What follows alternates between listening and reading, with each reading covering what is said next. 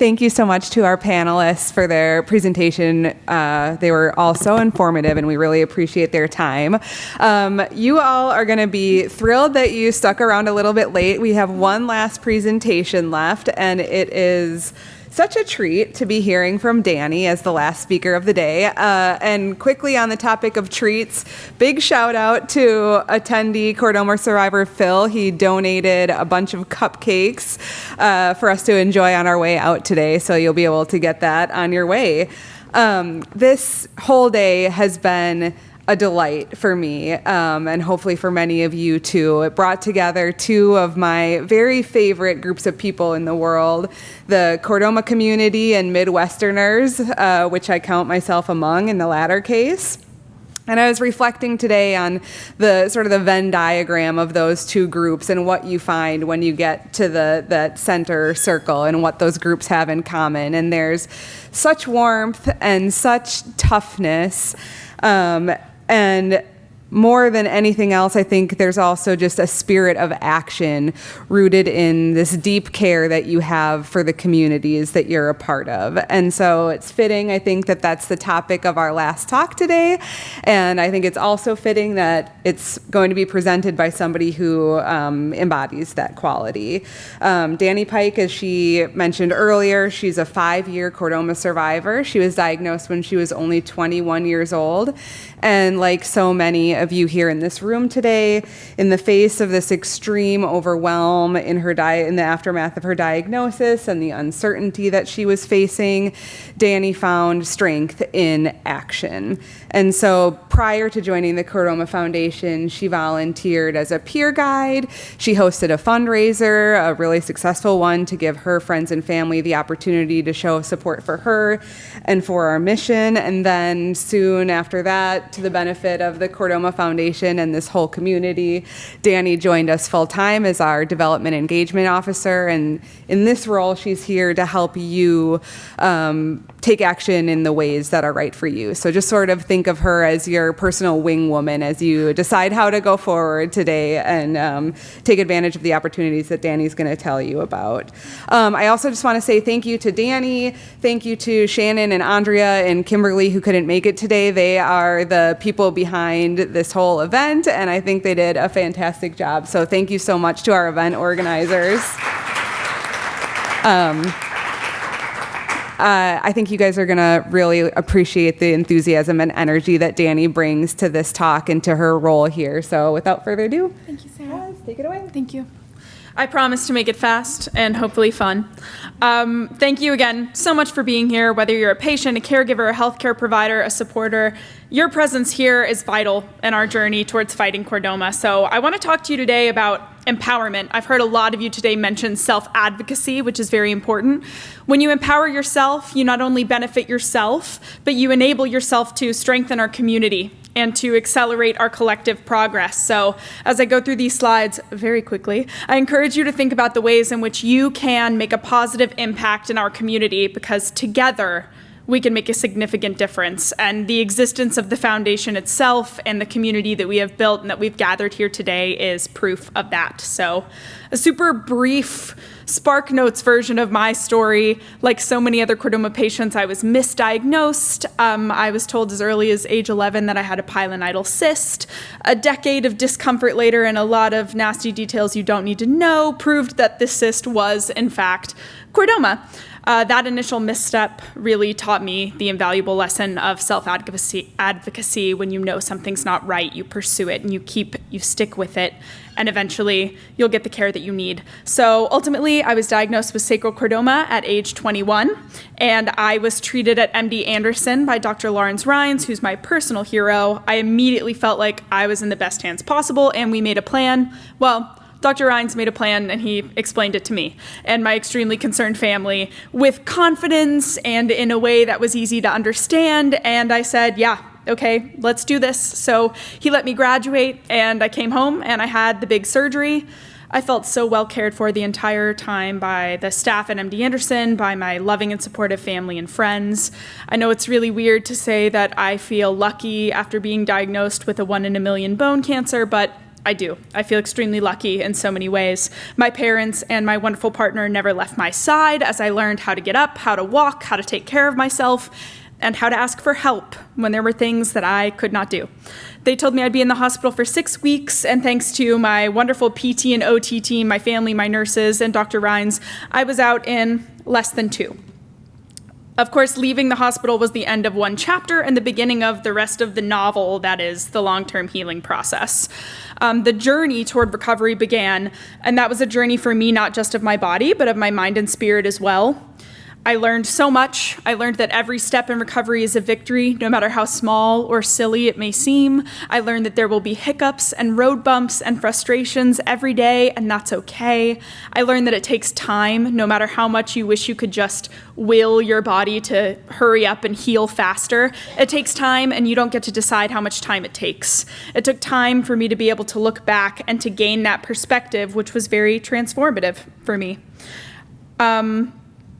In the early days of my diagnosis, I felt an overwhelming sense of helplessness. Chordoma was this rare and complex disease. It made me feel isolated. It made me feel stuck. It made me feel like my whole life was on hold and I didn't know what was going to happen. So empowerment for me began with education, learning about chordoma, understanding treatment options, and recognizing how to advocate for myself. It turned my helplessness into action.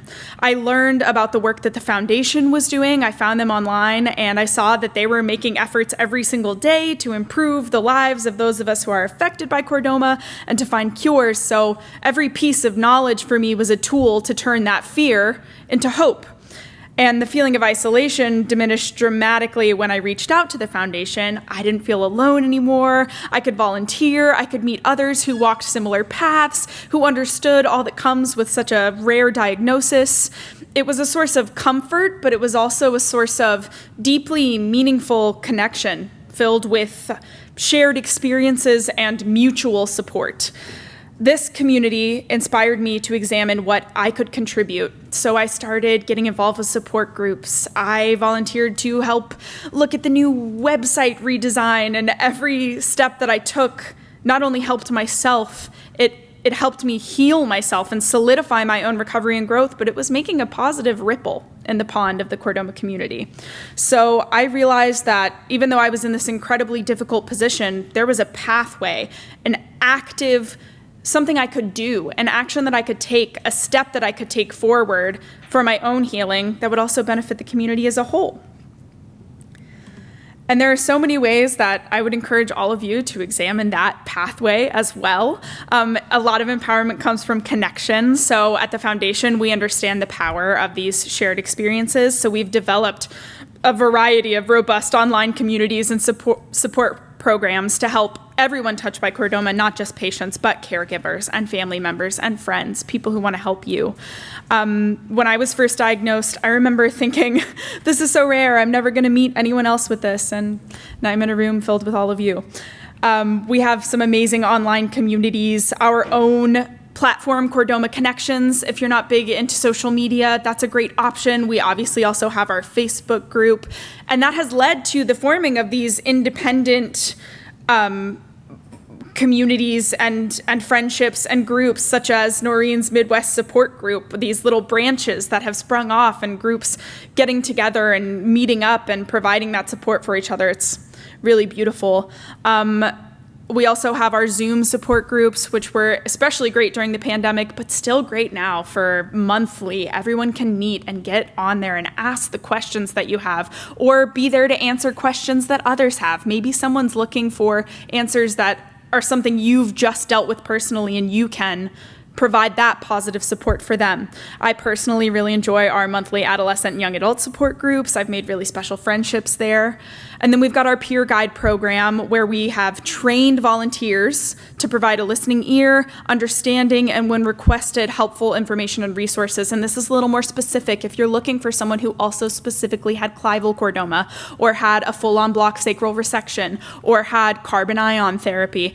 That's sort of a situation where we can match you with someone who has a more specific experience, so you can find answers to those specific questions that you're looking for. We also have our community map it's more than just putting yourself as a little pin on a map. It's connecting the dots between all of us worldwide. It's going to help foster global community. It brings us closer together regardless of our geographical barriers. I have a few international friends now that I talk to and check in on. It's really amazing. Spreading awareness. Obviously, we all know that educating others about chordoma is absolutely crucial. How many people do you know who have said, I've never heard of that before? You have probably never heard of it before you were diagnosed. I know I hadn't. But if we all advocate for increased research and support, we ensure that the needs of our community are recognized and addressed, whether that's through social media, community events, or just personal conversations in your life with your family, friends, and healthcare providers. Spreading awareness raises our profile, and it's going to ultimately attract essential resources and attention. Just reach out. Every journey is unique. Every experience adds valuable perspective to our community. Your insights, your stories, your presence, they're crucial. I encourage every single one of you to reach out, join a group, share a post, email me, email a patient navigator, talk to someone about your experience. I think a lot of times I talk to patients who are so surprised by all of the benefits that they reap when they just reach out and talk about their story. Every interaction reinforces the notion that we are stronger together than we are alone. So together, through all of these actions, we not only support each other, but we're driving forward the global conversation about chordoma. We're advocating for the needs and well-being of everyone in our community. Fundraising is where empowerment, community, and support converge to create a real, tangible impact on chordoma research and care. Our story at the foundation is a remarkable narrative of patients and families and friends uniting to accomplish significant goals. We heard Dr. Walensky say, this is such a unique thing. We heard Dr. Gandhi say, this is such a unique thing. It's because it is. How far we've come is because of the effort and the willingness to participate that we've seen from our community. Every fundraising effort, no matter the size, plays a crucial role. They fund vital research and patient support services. They bring us closer to better treatments and ultimately a cure. So by fundraising, you're taking an immediate, tangible, powerful action that extends beyond your individual experience to benefit our entire community. It's not just about collecting donations. It's a profoundly rewarding way to connect with others who are passionate about our cause. It's about building relationships and strengthening our community bonds. Each event is one step forward toward our common, crucial, and urgent goal of curing chordoma. So the idea of fundraising can be daunting to some. It's certainly not to others. We've got some amazing fundraisers here today. Mick and Noreen, Frankie. We have Daria even just had a fundraiser for Owen's graduation. Any occasion is an excuse. And everyone at the foundation is here to help you do it if you want to. I can help you brainstorm, provide logistical and technical support, connect you with other volunteers. So whether you're thinking you want to organize a local event or just maybe do something online, an email campaign or posting on social media, I'm here to help you make that happen. I definitely encourage you to consider how you can contribute to this vital aspect of our community. Every effort counts, every contribution gets us closer to our goal, and anyone can do it. That's really true. So every small individual action is going to add up and lead to significant outcomes. This could be anything from sharing your story online or submitting your uncommon story to our website, to participating in a local fundraiser, talking about chordoma with someone new, letting us know if you had a physical therapist who really stood out to you and you want to make that resource available to others. All of these actions are going to spread awareness, increase understanding, and foster empathy within and beyond our community. I love that visual of the ripple effect. No drop in the pond just stops there. It reverberates, it inspires others. Small actions are the catalyst for larger initiatives. For example, a simple bake sale or a charity run can not only raise funds, but also inspire others to see how they can get involved. It can lead to significant events, more substantial donations, and greater awareness. It just builds on every step before it. By engaging in our community, you're inspiring others to do the same. You show that every single individual here has the ability to make a contribution that matters, and that collective action can lead to breakthroughs in research, improved patient support, like we've seen all these amazing presentations today. None of that progress would have been possible without people like you who are here to participate and to help and to contribute your unique talents, and I would love to help you find a way to do that.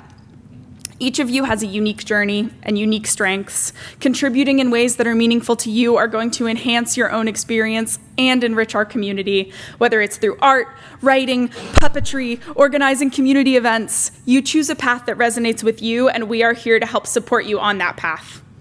The personal touch is what makes your contribution really powerful and heartfelt, and what contributes to what all of those doctors were trying to articulate, this really special thing that we have in the Chordoma community that is so strong and so easy to feel, the connection and the love and the care that you all bring into the room. It's palpable.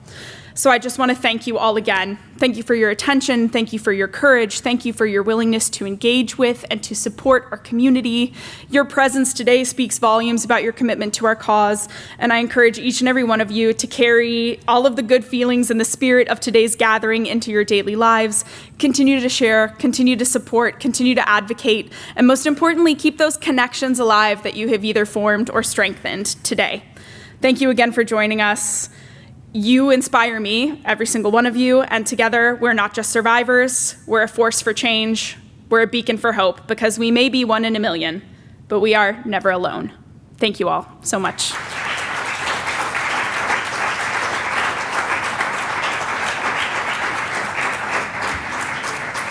I know Josh said he's able to stick around a little bit, so we'll be here. Thank you again, Phil, for the buntinis. Please grab one, mingle, chat. If you need contact information, find me or Noreen. We'll get you involved. Thank you.